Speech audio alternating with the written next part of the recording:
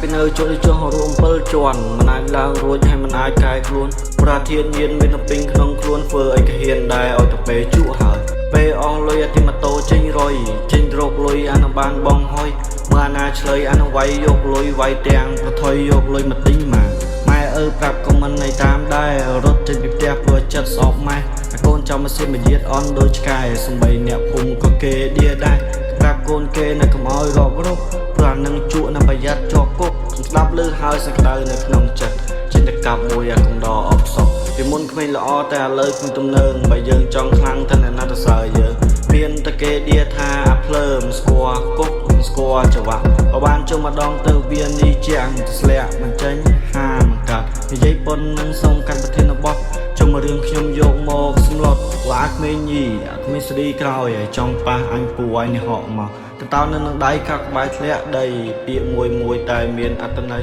ពួកម៉ាអញមានតែ4 5នាក់តែវាខ្លាំងណាស់ពូឲ្យនេះកុំសាបាយមិនជឿអូខេអញបិណ្ឌដោយចំប៉ះមួយណាពូឯងនេះរើសហើយបានប៉ុណ្ណឹងហើយខ្ញុំចង់កែខ្លួនលើកដៃសំពះព្រះសូមឲ្យគាត់ជួយน้องខ្ញុំចេញពីភូមិមួយដែលសែនងឹតល្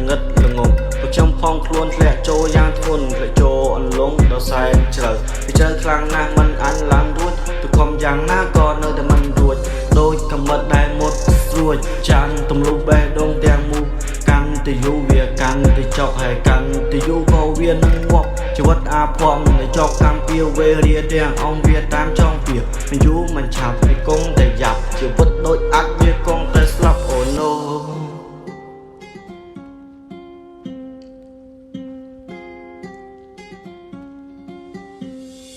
ចង់កែខ្លួនតែខ្ញុំធ្វើមិនបានព្រោះធានញៀននឹងមិនអាចផ្ដាច់បានជីវិតពេលនេះព្រះវិជាសម្រាមមានជីវិតតែគ្មានតម្លៃ